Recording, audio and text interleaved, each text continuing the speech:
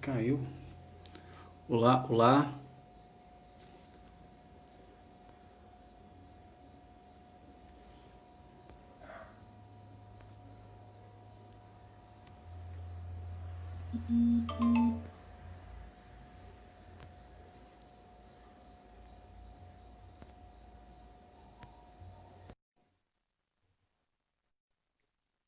Caiu aqui deu um pequeno probleminha técnico.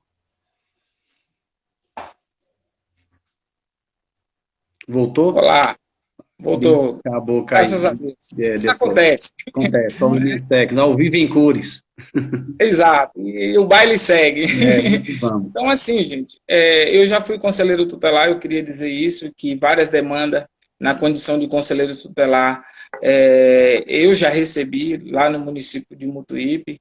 E, assim, na verdade, isso não é uma realidade só do município de Mutuípe, é uma realidade, né, geral, até mesmo, né, mundial, que o trabalho infantil ele é a nível mundial. E para isso existem alguns mecanismos, como a OIT mesmo, a Organização Internacional do Trabalho, que luta incessante para que o trabalho infantil ele seja reduzido, né? E a gente teve, na verdade, de 2000 até 2016, uma queda altíssima diante das lutas que a sociedade, imbuída junto com o poder público, né, estavam a fim de que o trabalho infantil diminuísse, mas ainda há muitas crianças e adolescentes em situação de trabalho infantil. Hoje, com o último dado do censo de 2016, mais de 2 milhões de crianças e adolescentes em situação de trabalho infantil, com a faixa etária entre 5 e 17 anos de idade. E isso é preciso a gente combater dia a dia, né, porque isso chega não só no Conselho Tutelar, não só na assistência social, isso faz parte da política transversal, e aí eu cito aqui um exemplo de uma criança que está fora da escola porque está na condição de trabalho infantil. Veja bem, a criança está fora da escola porque está na condição de trabalho infantil. Certamente vai impactar lá na política de assistência social, no descumprimento das condicionalidades, né, do programa Bolsa Família. E aí, veja que não é só isso. Né? Essa criança está em uma situação de trabalho infantil que possivelmente também pode acarretar sérios problemas de saúde que envolvem a saúde. Né? E isso por isso que eu falo dessa questão da transversalidade e que a política de criança e adolescente ela tem que ser vasta e tem que ser atendida por todos, né? Dentro de todas as políticas existentes nos municípios.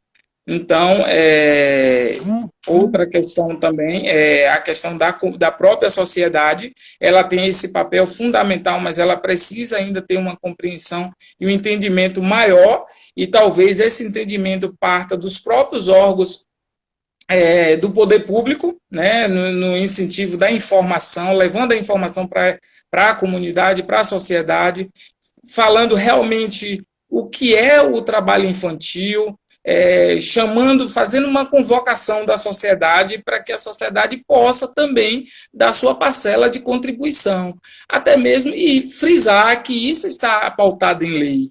Né? Isso está na Constituição Federal, isso está no Estatuto da Criança e do Adolescente, e que a sociedade ela precisa também participar. E aí, quando eu falo da família também, a família precisa também assumir o seu papel, né? E o seu posto, mas às vezes a família está fragilizada. E aí? A família está precisando também de um apoio. E quem pode dar esse apoio a essa família? O próprio Estado. E aí que entra as políticas públicas, né, voltada na área da criança e do adolescente, atendendo as famílias, né, e aí a questão do fortalecimento de vínculo familiar e comunitário, inserção, né, no processo de trabalho mesmo, para que essas pessoas aumentem a sua renda, né, isso. Então, é preciso um olhar mais aguçado para essas questões, e nós, sociedade, também temos o nosso papel, nós que temos o conhecimento de levar essas informações a todos os cantos da sociedade. É um desafio muito grande, e a gente precisa lutar por isso, para fazer com que as nossas crianças e os nossos adolescentes se sintam mais seguros e protegidos. né, diante de tantas atrocidades, e especificamente a questão do trabalho infantil. Valdir, fantástico, fantástico a explanação. Eu gostaria até de ler alguns comentários aqui sobre a sua fala, que Helenice, por exemplo, disse que achou fantástica a sua linha do tempo, aí você traçando a linha do tempo, ela achou muito bacana isso, muito esclarecedor. Carol, ela dizendo aqui que é uma honra trabalhar com esse grande colega, dando esse carinho para você aí. E também não posso deixar de mandar um abraço hoje para um amigo, parceiro, Jardel. O Jardel está fazendo 49 anos. Então, mandar aquele abraço, muita saúde, Jardel, muita paz, muito sucesso, tudo de bom para você, beleza? Bem, Valdir, nós separamos aqui umas perguntas que nós julgamos aí por votação, serem pertinentes, fundamentais, para que possamos entender certos pontos. Por sinal, essas perguntas fazem parte da vida ordinária, da vida cotidiana. Então, a primeira delas é a seguinte: ela diz assim: o que é o trabalho infantil? O que é o trabalho infantil, Valdir?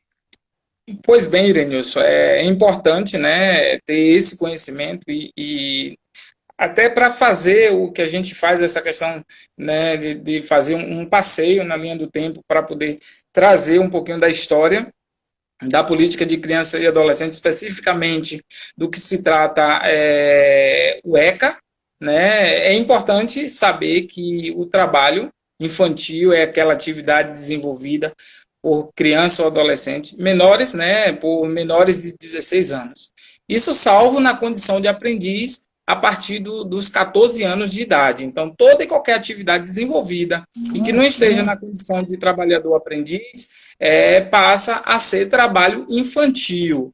Né? E aí, com essa pergunta aí, me fez lembrar também no meu tempo de atuação, e não só na atuação como conselheiro tutelar, mas como assistente social e parceiro dos municípios que eu passei, dos próprios conselhos tutelares, de Laje, de Muniz Ferreira, onde alguns empregadores recorriam ao conselho tutelar para autorizar, né, a estadia daquele adolescente, mais adolescente, na faixa etária de 13, 14 anos, no seu espaço de trabalho.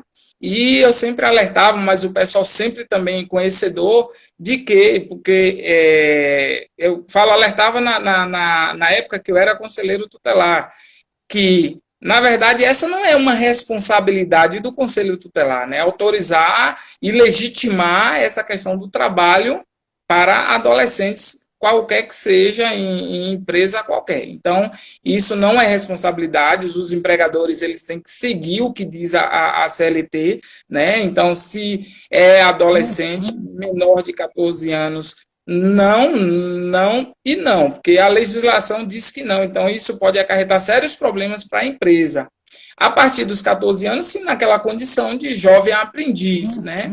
E a partir dos 16 anos é permitido, mas com algumas ressalvas, né? Então, é importante frisar essas questões aí. Fantástico. Nós temos uma segunda pergunta selecionada, ela que diz o seguinte: depois dos 16 anos, o adolescente pode exercer qualquer profissão, qualquer trabalho? Isso, como eu falei, né, a partir dos 16 anos, existem algumas ressalvas, né, e aí é preciso que a gente se atente à legislação, aí volte também à legislação, né, para a gente não passar por despercebidos e acabar cometendo erro. Eu falo os empregadores, né, e também os pais, que são guardiões, são responsáveis também pela proteção dos seus filhos. Existe na lista TIP algumas condições que não é permissível para menores de 16 anos, né, mas é assegurado todos os direitos trabalhistas a partir dos 16 anos, e para isso a empresa precisa se adequar. O que não pode é achar que, porque é adolescente, vou botar aqui, a partir de 16 anos pode trabalhar, e não garantir os direitos, né, trabalhistas que esse adolescente ele tem. E aí eu tenho que falar aqui a respeito da CLT, né, que, na verdade, foi uma mudança com a lei 10.097 de 19 de dezembro de 2000, pelo artigo 403. Dessa lei, é proibido qualquer trabalho a menores de 16 anos de idade, salvo na condição de aprendiz a partir dos 14 anos. Parágrafo único do artigo estabelece que o trabalho de adolescentes não poderá ser realizado em locais prejudiciais à sua formação, ao seu desenvolvimento físico, moral e social, e em horário e locais que não permitam a frequência escolar. E aí o que a gente pauta aí é a questão mesmo a partir dos 16 anos, não estando em ambiente insalubre, né, em horário noturno, né, que a lei preconiza, e tem que ser garantido a este adolescente a permanência dele na escola, né? Isso é fundamental. A gente não pode trabalhar pensando que os nossos adolescentes eles têm que ficar fora da escola. Então, tem que pensar primeiro nessa proteção relacionada à educação. E a escola, porque geralmente acontece isso, né? Do adolescente, ele está com seus 15 anos, 16 anos, aí ele resolve deixar a escola porque começou a trabalhar. E aí é importante que a escola abra os olhos diante disso, porque é preciso ser comunicado, né? E aí existem alguns mecanismos no município, o próprio Conselho Tutelar tem que ser receptor dessas informações e, posteriormente, o Ministério Público, para que garanta que esses adolescentes, né, não deixem a escola para poder trabalhar, né? E ainda tem mais, existem outras questões aí que já cheguei a presenciar, já orientei sobre, né, as mães mudando a matrícula dos alunos para a noite para poder trabalhar durante o dia. Mas aí preciso ter bastante cuidado, né, porque qual é o tipo de trabalho que está sendo exercido por esse adolescente? Né? Então, é importante frisar tudo isso. Maravilha. Avisar o pessoal que está comentando, tá mandando um alô, que o pessoal coloque o nome, o seu nome e o nome da cidade que está falando, para a gente poder estar citando o nome, citando a cidade, né, para a gente dar esse alô. E detalhe, a Helenice, ela citou que é da cidade de Monte Santo. Fantástico. Tem eu esqueci o nome dela agora, ela colocou aqui no comentário dizendo se é possível você falar dessa carga horária, se existe uma carga horária para esse jovem adolescente, se existe desses trabalhos que são permitidos para esse adolescente. Existe, sim, aí tem que seguir a legislação, né? A carga horária ela não de 6 horas, tem que ser de 6 horas e garantir a permanência do adolescente na escola. Isso é o que tem que ser feito, né? Fantástico, fantástico. Não pode ultrapassar de 6 horas. Fantástico. Bem, nós temos aqui uma terceira pergunta, deixar claro para o pessoal que está nos acompanhando aqui na live, que esse é um projeto Transforma Social, Semana Live, pela empresa Sutepro, Suporte Técnico aos Programas Sociais. Nós estamos inaugurando, nós estamos abrindo a primeira live desse projeto e nós temos pretensão de debater assuntos diversos em datas comemorativas, essa é a finalidade desse projeto. E nós separamos aqui algumas perguntas, né, para Valdemir Queiroz, que ele, mais uma vez, para o pessoal que entrou agora, ele é assistente social, né, do CRAS Muniz Ferreira, graduando em pedagogia e ex-conselheiro tutelar em Mutuípe por 2 mandatos. Então, esse é o currículo do nosso entrevistado, que tem um conhecimento técnico, um vasto conhecimento, pelo que a gente já pôde perceber. Bem, tem aqui uma terceira pergunta. Antes de fazer a terceira pergunta, registrar a presença aí também do nosso querido o vereador Laércio Muniz. Ele entrou, deu uma olhada, comentou que tinha caído, então um abraço para o vereador Laércio Muniz. Bem, temos uma terceira pergunta, um abraço aí para Érica Batista, um abraço. Edneide, um abraço também. Bem, a terceira pergunta é: ajudar nas atividades de casa. Eu já vi muito essa pergunta, por sinal. Ajudar nas atividades de casa é considerado trabalho infantil? Valdir, me diga. Meu amigo Irenilson e o pessoal que está nos acompanhando aí, e isso é uma grande polêmica, né? Polêmica, verdade. Já ouvi muito É isso. polêmico, sim, essa pergunta, né? Então, é bom deixar claro que não, mas depende, né, da circunstância que essa criança ela está, né, quando está ajudando os seus familiares em casa. Veja bem, uma criança, você orientar uma criança a dobrar o cobertor, forrar uma cama, limpar um lugar que sujou, né, lavar uma xícara que não seja cortante, algo, isso pode ser educativo, não é considerado trabalho infantil. Né? E é preciso as pessoas entenderem sobre isso, porque muitas vezes, e aí, meu irmão, sabe de uma, o Conselho Tutelar sofre quando se trata dessas questões, e quer ver coisa quando você vai para o trabalho de sensibilização. Né? Eu também trabalhei no município de Laje, um abraço aí para o pessoal de Laje, fui coordenador das ações estratégicas do Programa de Erradicação do Trabalho Infantil, e a gente acabava tendo essas dificuldades no sentido de fazer com que as pessoas entendessem, mas a gente fazia sim, e aí contava que as ações estratégicas também tinham como pauta você formar a equipe interdisciplinar para que pudesse, né, envolver todos os setores da sociedade. Né? E aí a sociedade civil também fazia parte desse contexto de luta e para ir para o embate. Então a gente levava as informações para a comunidade da forma mais clara possível. Não, mas hoje em dia o menino não pode nem varrer uma casa, É bem né? O assim, é menino bem não assim. pode nem mais pegar um vaso de lixo para colocar na rua, porque Desse aí já jeito. vem o conselho tutelar. Então não é bem assim. E aí eu peço até o próprio conselho tutelar que todos que estão nos ouvindo aqui, que são conselheiros, que façam esse trabalho de sensibilização. Né? Eu acho que é ir mais próximo da família mesmo, né? Da comunidade, e falar para eles, né, qual é o verdadeiro papel do Conselho Tutelar frente a essas questões e o que é, de fato, trabalho infantil. Eu não vejo nenhum problema, né, quando uma criança ajuda os pais a fazer as coisas dentro de casa. O que não pode, na verdade, é fazer com que essa criança ou esse adolescente trabalhe e ele seja remunerado pelo trabalho, substituindo até uma pessoa, um secretário, né, ou outra pessoa que tem o papel de fazer esse trabalho, ou até a própria mãe mesmo. Né? Maravilha. Mais uma vez aqui agradecer a presença de todo mundo que está comentando, que está participando dessa primeira live do projeto Transforma Social, Semana Live pela empresa Sutepros. Né? Agradecer de coração a presença de cada um de vocês e mais uma vez desejar feliz Dia dos Namorados a todos e a todas que estão nos acompanhando nesse momento. Né?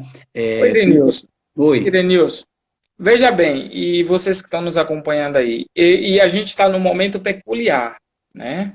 A gente está num momento de pandemia, a gente está num momento onde certamente o trabalho infantil ele vai se acentuar, né? Acredito que seja inevitável e é preciso. Isso se torna um grande desafio para nós que trabalhamos na defesa dos direitos, né? Principalmente de criança e adolescente. Por que isso vai acontecer? A gente sabe que muitas pessoas partem, e aí eu falo a nível mundial, muitas pessoas trabalham ainda na informalidade. Né? Então, muitas pessoas deixarão os trabalhos, porque há um impacto econômico muito grande.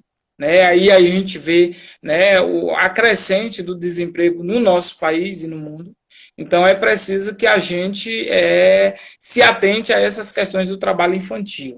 E outra questão aí que eu penso é que, no momento, os alunos não estão indo às escolas, não é verdade?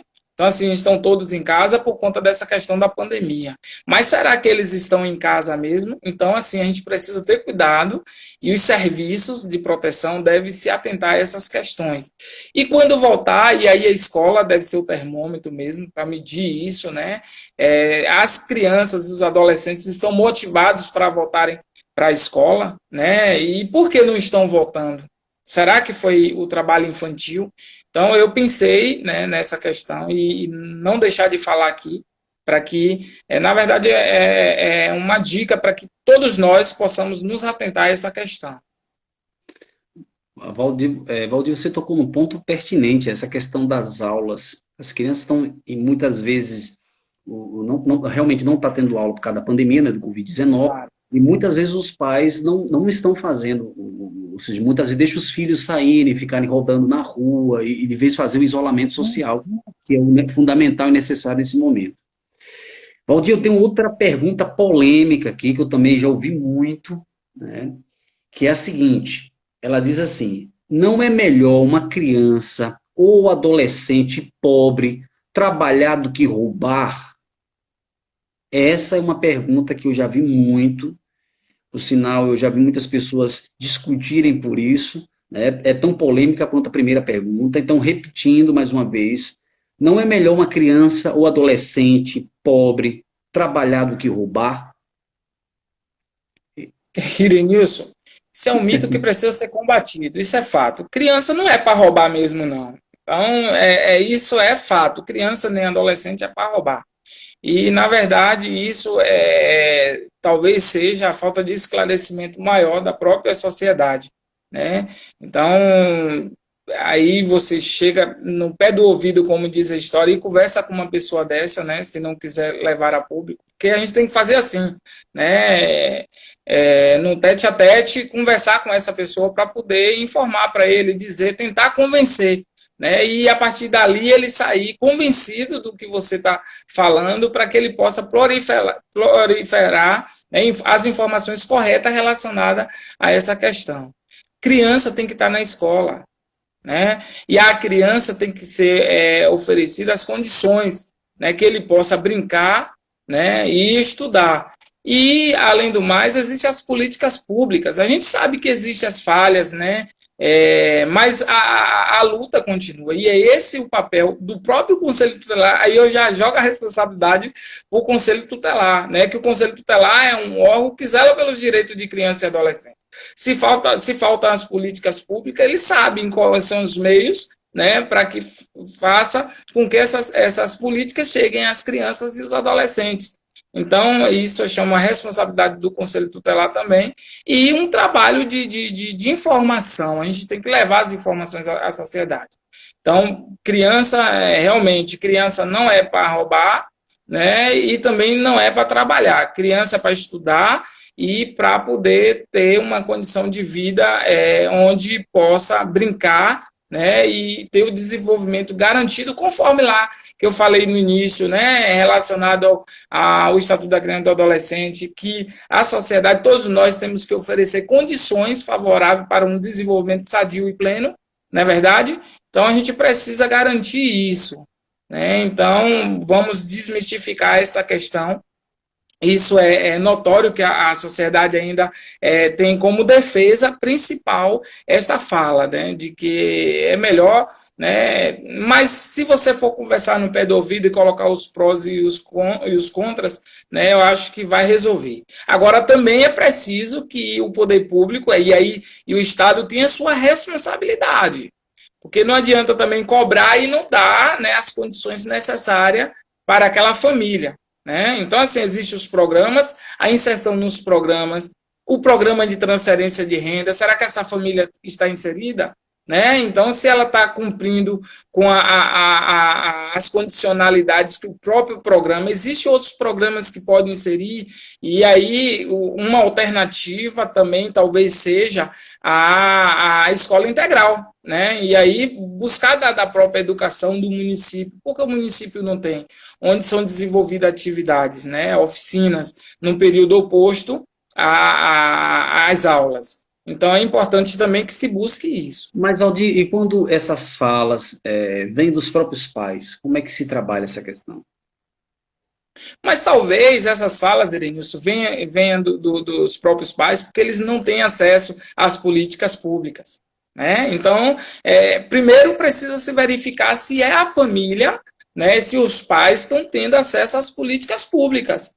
Se não tem, é o que eu falei. Então, fica dificilmente de você cobrar de uma família a questão do trabalho infantil mesmo, que ela combata a questão do trabalho infantil. Lembra que eu falei lá no início que a família precisa ser cuidada, né? Então, se a família ela não tem as condições necessárias por si só de sobressair nessa condição do trabalho infantil ou de qualquer outra circunstância que demande a violação de direito, entra o Estado, né? É responsabilidade do Estado. E aí, mais uma vez, o Conselho Tutelar, e aqui eu só estou frisando, e aí ao Conselho Tutelar, né? Responsabilidade do Conselho Tutelar. E os meios existem lá, estão lá nas atribuições, no artigo 136, dizendo quais são os caminhos, né, para que faça com que os direitos de crianças e adolescentes sejam garantidos e efetivados, né? Beleza. Avisar o pessoal que depois nós faremos essa quinta e última pergunta, mas abriremos para pergunta a todos que estão nos acompanhando, que vocês façam críticas, sugestões para a próxima live, façam pergunta para Valdir Queiroz, vamos selecionar as perguntas mais pertinentes e passaremos para ele. Então, depois dessa última pergunta, eu gostaria que vocês ficassem à vontade para perguntar, fazer suas críticas e fazer sugestões de temas para as próximas lives, ok? Mais uma vez, dando um recado de que as pessoas que estão comentando, pode botar o nome e o nome do seu município, né? Eu vi aqui Cristiane que é psicóloga, também de Monte Santo, um grande abraço aí para Monte Santo, que está participando aqui pesado. O Fábio, né? Fábio Santiago, mandar um abraço para ele também. Bem, a quinta pergunta também é fundamental, muito importante. Ela diz assim: por que o trabalho infantil é proibido por lei? Na verdade, essa pergunta também é pertinente, né? Porque o trabalho infantil é proibido por lei. O trabalho infantil, ele tira sonhos, né? Se você perguntar a uma criança o que é que ela quer ser quando crescer, ela não diz nunca que quer viver na situação de trabalho infantil. Ela diz que quer ser um professor, quer ser um médico, quer ser um enfermeiro, né? Quer ser jogador de futebol, sonha até mais alto, né? Quer ser jogador de futebol. Mas, para isso, é preciso dar as condições a ela. Se as condições não forem dadas, com certeza essa criança que sonhou ser médico, né, sonhou ser professora, e a gente sabe das dificuldades, né? A gente sabe das dificuldades hoje, inclusive, mesmo com a expansão das universidades, a gente sabe ainda a dificuldade para adentrar numa universidade, principalmente quem tem um poder aquisitivo baixo, né? A gente sabe. Então, para você começar e terminar, ainda tem isso, né? Porque existem vários fatores aí que pode atrapalhar o término e você acabar abandonando os estudos, né? Então, a legislação ela existe justamente para isso, para garantir, né, essa proteção a essa criança, a esse adolescente. E é preciso que isso chegue ao entendimento também de diversos setores da sociedade, né? Que é preciso, a escola ela tem um papel fundamental e acho que a escola tem que sempre estar trabalhando. Quando eu trabalhei lá, existia uma parceria muito grande com o Ministério Público do Trabalho. Isso era massa, né? Onde o Ministério Público do Trabalho também tinha uma parceria, além da gente, tinha uma parceria com a educação. E eu acho que isso é fundamental. E a educação sempre fazendo aquele trabalho de formiguinha mesmo, né? Informando, né, e trabalhando, dizendo que é o trabalho infantil e sempre prevenindo e informando também quando uma criança ou um adolescente estiver nessa condição. A gente sabe que é um desafio muito grande, mas que é necessário. E assim, e ainda como eu falei anteriormente, existe, né, no artigo 136, como atribuição, como uma das atribuições principais do Conselho Tutelar, né, requisitar serviços, né, em diversas áreas. Essa atribuição de requisitar é muito importante, né, em diversas áreas, e isso faz com que as políticas públicas cheguem a diversas famílias, principalmente as que estão em situação de vulnerabilidade e que pode entrar na situação de trabalho infantil, que já passa a ser uma situação de risco, né? A criança que está em situação de trabalho infantil está em situação de risco. Beleza. Emendando com essa, eu recebi essa pergunta da professora Margareth Ney, ela é professora do estado, do município, né, inclusive de uma escola de quilombola, aqui no município de Senhor do Bonfim. Ela fez uma pergunta, mandou pelo WhatsApp, quando ela ficou sabendo da divulgação dessa live, e ela diz assim, se temos leis que visam coibir o trabalho infantil, por que ainda temos crianças fazendo trabalho de adultos ou sendo escravizadas de alguma maneira? Onde está a civilidade e as marcas da civilização evoluída? Boa pergunta, viu? Isso aí eu creio que esteja na consciência humana, viu? Esteja mesmo na consciência humana, porque muitas pessoas ainda veem o trabalho infantil com bons olhos, né? Entendi. E não são pessoas que têm esclarecimento, infelizmente, pessoas que trabalham em áreas de proteção, que acabam, não sei se está relacionada à formação, né, mas que está também, né, compactuando com o trabalho infantil, infelizmente, né, isso acontece. E essa outra questão mesmo da consciência humana mesmo, né? Então, para mim, a resposta para essa pergunta é a consciência humana, e porque as pessoas acabam vendo o trabalho como trabalho infantil com os bons olhos, com bons olhos. E acaba dando, e fazendo uma forma de burlar a lei, né? Ainda tem isso, ainda tem a fragilidade da aplicabilidade da lei, que às vezes, né, tem essa questão também. Quem são responsabilizados pelo trabalho infantil? Né? De que forma que são responsabilizados? Né? Eu não falo a família, mas aí eu falo quem está na situação mesmo, né, de ponta como empregador, né? Tem essas questões. Existe lá a legislação, a CLT, o Estatuto da Criança e do Adolescente, a Constituição Federal, vamos seguir, né? E ao adolescente acima de 16 anos, vamos dar a ele a condição também de trabalhador com seus direitos. Então, é importante que seja revista essas questões. Beleza.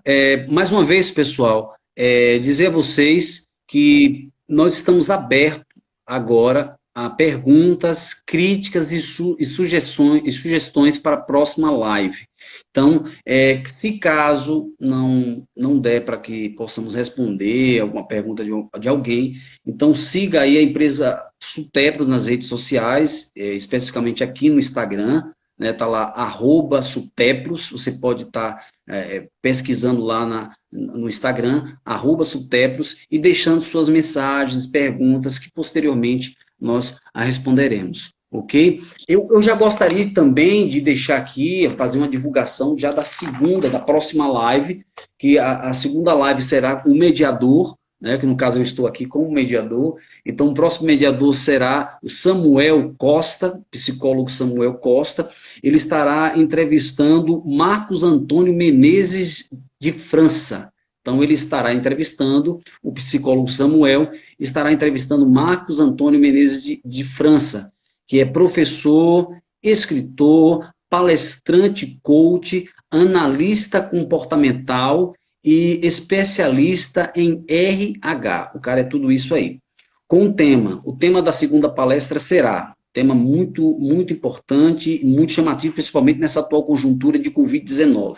O tema é o seguinte: nesse tempo de pandemia, você reclama, reflete ou age?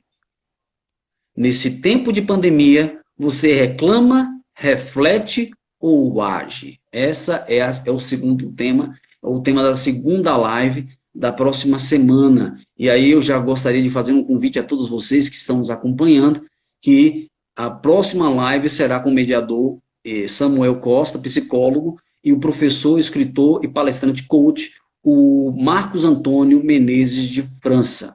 Beleza? Então, Agora nós estamos abertos, se vocês quiserem, a fazer suas críticas, seus apontamentos, sugestões para as próximas lives ou perguntas para Valdir, nós estamos à disposição.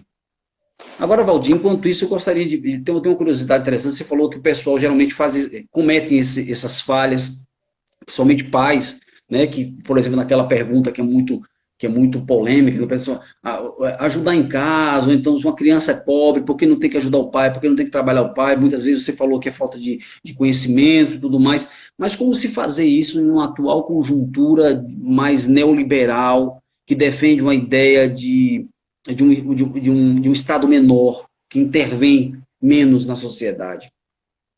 Assim, na sua visão, é claro.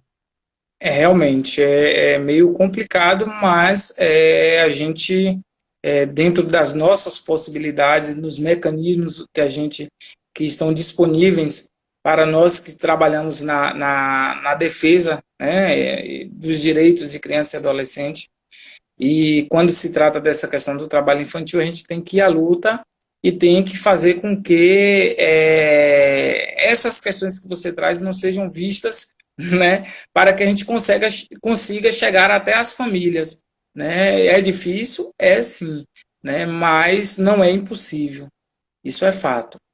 E como eu te falei, as políticas públicas, elas têm que estarem associadas, né, porque não adianta, né, seja qual for a situação, né, e não tiver as políticas públicas associadas, só vai dificultar mesmo. Beleza. Não sei se eu te respondi. Não, Né? respondeu bem, respondeu bem. No seu tempo de quase aí, você foi conselheiro tutelar, né, em Mutuípe por 2 mandatos. E eu acredito que você tenha visto de tudo desses 2 mandatos que Com você teve. certeza. E ser conselheiro é um desafio grande, viu? Eu parabenizo a todos os conselheiros, quero parabenizar aqui também os conselheiros de Muniz Ferreira, de Laje, de, de Mutuípe, de Ubaíra, né? E, aliás, todos os conselheiros da Bahia, do Brasil, né? Que estão lutando com as dificuldades que eles enfrentam, né? Para fazer com que os direitos de criança e adolescente, através das políticas públicas, sejam efetivados. Eu acho uma coisa maravilhosa ser conselheiro tutelar, apesar dos desafios, mas é isso aí, está dentro da política, né? Acho que é E o que o desafiante. Quem despertou, desejar ser um dia que vá, se prepare porque é bom. e o que o despertou para essa função? É uma inclinação, é algo intrínseco? Como assim? Eu estou falando assim, o que o despertou para essa área, o que o levou para essa área. Na verdade, na minha situação, na verdade, porque não existe uma formação específica para conselheiro, né? Exato, Não sim. existe. E eu fui conselheiro no primeiro ano, em 2006. Na verdade, eu recebi um convite. Eu não sabia, era o primeiro conselho tutelar do município, eu não sabia o que era conselho tutelar. Olha, o conselho tutelar, ele surge em 1990, né? Eu já ouvia falar algumas vezes, mas não tinha dado muita atenção do que era. Aí me convidaram, né? Então, vai ter uma seleção, estude. Aí um primo meu que é professor, ele me passou o material, comecei a estudar, fiquei confinado, que eu estava desempregado, e confinado estudando o Estatuto da Criança e do Adolescente. Li umas 4 vezes, todinho, que eu precisava, né? E aí, a partir dali, eu comecei a trabalhar, passei nas etapas para conselheiro, comecei a trabalhar e tomando gosto. Foi tanto que me despertou também para fazer a graduação em serviço social. Né? Foi a partir do próprio Conselho Tutelar. E a Garantir os pedagogia entra onde direitos. aí, Valdir? A pedagogia, na verdade, Educar. exato, a pedagogia foi. Eu fiz uma prova do Enem. Né? E aí, não é que, na verdade, eu não dou prioridade, né? Mas eu também gosto do trabalho docente, né? Eu vejo, né, nos meus colegas e nos estágios mesmo que a gente faz, né? Mas a prioridade foi o serviço social. Eu ainda estava fazendo serviço social quando eu comecei pedagogia. Fantástico. Né? Então, é por aí.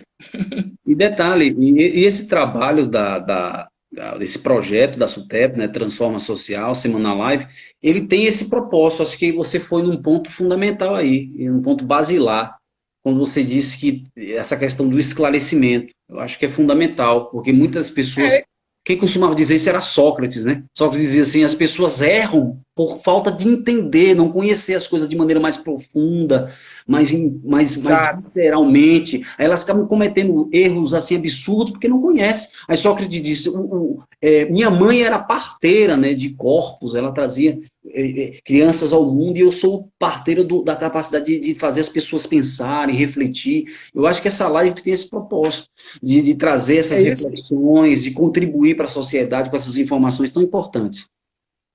E, sem sombra de dúvida, a SUTEPRO está de parabéns, né? Eu acho que quando leva essas informações, quando traz um projeto numa dimensão tão grande, né, de levar as informações à sociedade, para que a sociedade também possa contribuir, eu acho isso fantástico, bacana mesmo, Pois é. né? Eu acho Mais uma vez, ao bacana. pessoal, avisar o pessoal que qualquer coisa, se eles quiserem, nós estamos abertos à pergunta, ok? E a perguntas, a sugestões e a críticas, principalmente a críticas, porque críticas nos ajuda no processo de lapidação, de aprimoramento, de evolução e melhora do projeto e tudo mais. Mais uma vez, eu gostaria de falar que esse projeto Transforma Live é um projeto de iniciativa da empresa SUTEP, Suporte Técnico a Programas Sociais, é um projeto voltado para discutir, debater temas importantes, considerados pertinentes para a sociedade como um todo,